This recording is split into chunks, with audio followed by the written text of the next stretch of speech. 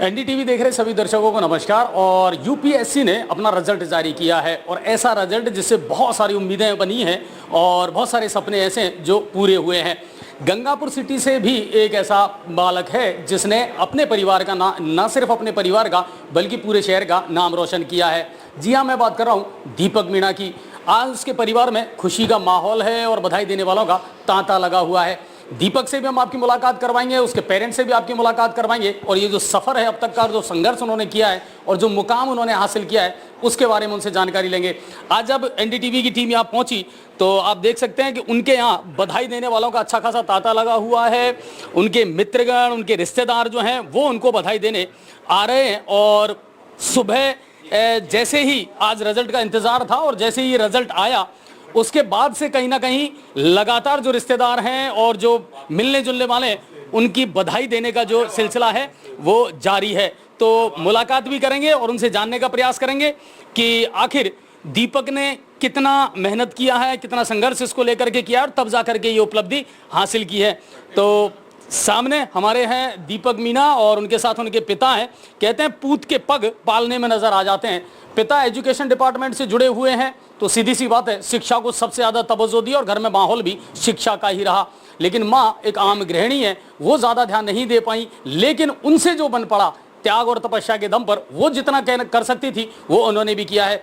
दीपक की जो छोटी बहन है वो MBBS थर्ड ईयर में है, यानी डॉक्टर की तैयारी कर रही है। और अब दीपक से हम जानने का प्रयास करेंगे कि ये जो अब तक की जर्नी है वो कैसी रही। सबसे पहले तो हम उनको बधाई देंगे। और उनके पिता जो हैं देवीलाल जी शिक्षा विभाग से जुड़े हुए हैं, अच्छे पद पर यहाँ गंगापुर सिटी जिले में वो भी अपना मुकाम रखते हैं। तो सबसे पहले तो हम दीपक को और उनके जो माता पिता हैं उनको भी हम बधाई देंगे, तमाम रिश्तेदारों को बधाई देंगे कि आगे अच्छा मुकाम जो है दीपक ने हासिल किया है। दीपक, सबसे पहले तो आपको बधाई। और पहले मैं ये जानना चाहूँगा यूपीएससी की इस एग्जाम में आपकी रैंक क्या रही? और जैसा मुझे पहले पता है 2022 में भी आपका IRS में हो गया था, लेकिन कहीं ना कहीं संतुष्टि नहीं मिल पाई। तो ये जो 1-2 साल का गैप था उस समय क्या सोचा और क्या सोच करके तैयारी की? मतलब पिछली साल मेरे को 777 रैंक थी और उससे IRS कस्टम्स NIT मिला था। तो उसके बाद मतलब मन में तो था कि IAS ही बनना है। तो उसके बाद वापस से प्रिपरेशन की थी। उसके बाद वही मतलब प्रिपरेशन तो पहले भी की थी, लेकिन मतलब और ज़्यादा मेहनत और ज़्यादा इम्प्रूवमेंट लाने की कोशिश की खुद के। उस लाइन में जाना चाहते थे जहाँ डायरेक्ट पब्लिक से इन्वॉल्वमेंट हो सके और उस पब्लिक डीलिंग का जो सेक्टर है उसमें जाकर के लोगों की कुछ सेवा करना चाह रहे थे, ये था दिमाग में? हाँ, मतलब वही था कि मतलब लोगों से डील करना, लोगों की प्रॉब्लम सॉल्व करना, मतलब उससे अंदर से भी खुशी मिलती है खुद को करते हुए। अच्छा, IRS अगर आप बनते, वो भी एक अच्छी रैंक थी, अच्छी पोस्ट होती है। क्या सोचा था कि यार मैं एक सीमित होकर के रह जाऊंगा, शायद पब्लिक में उतना पब्लिकली अपना काम नहीं दिखा पाऊंगा, जॉब नहीं दिखा पाऊंगा, कुछ था दिमाग में?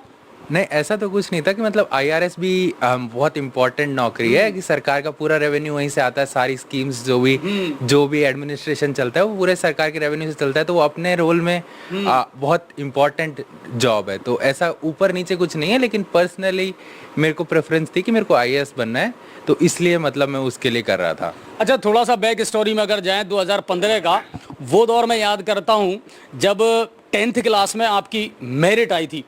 और वो मेरिट ऐसी आई, उसने ऐसा इतिहास रचा कि उसके बाद मेरिट आना ही बंद हो गया, क्योंकि बहुत सारे एलिगेशंस उस समय लगे थे। एक साथ 17 मेरिट एक विद्यालय ने दी और बहुत सारे आरोप प्रत्यारोप लगे। आपको लगता है कि आज उन लोगों को मुंह तोड़ जवाब देने का ये मौका है कि रैंक उस समय जो मेरिट आई थी वो भी फल्लेबाजी में नहीं आई थी और आज जिस मुकाम पर हूँ वो भी कड़ी मेहनत का परिणाम है? उस दौर को कैसे देखते हैं? मतलब उस वक्त लोगों ने एलिगेशंस तो लगाए थे कि मतलब कि चीटिंग वगैरह की है, लेकिन उसके बाद भी कमेटी बैठी थी, उसने भी वो कुछ नहीं पता लगा था, क्योंकि मतलब कुछ था ही नहीं, तो कैसे पता लगेगा। हार्ड वर्क मेहनत करके मैं उस वक्त भी आई थी और तब से वही हार्ड वर्क करते हैं, सभी लोग करते हैं।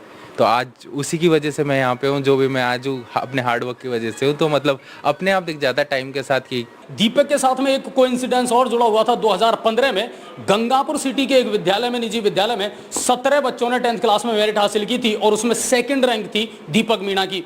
उस समय जांच कमेटियां बैठ गई थी, SOG ने जांच की थी और वो इतना हो हल्ला हुआ था कि उसके बाद में बोर्ड ने मेरिट देना ही बंद कर दिया। और उस समय बहुत सारी उंगलियां उठी थी, आक्षेप लगाए गए थे कि साहब ये किस तरह आई है, चीटिंग हो गई, एक ही विद्यालय से कैसे 17 मेरिट आ गई है। लेकिन आपको बता दूं, उन 17 मेरिट वाले स्टूडेंट्स में से लगभग 12 से 15 स्टूडेंट ऐसे हैं जो आज कहीं ना कहीं उच्च क्वालिटी के अच्छे अधिकारी बन करके और अलग अलग सेक्टरों में अपनी सेवाएं दे रहे हैं। तो यूपीएससी से 283वीं रैंक हासिल करने वाले दीपक मीणा को एनडीटीवी की ओर से भी बहुत बहुत बधाई। कैमरामैन अंकित के साथ अजय भारद्वाज, गंगापुर सिटी से एनडीटीवी के लिए।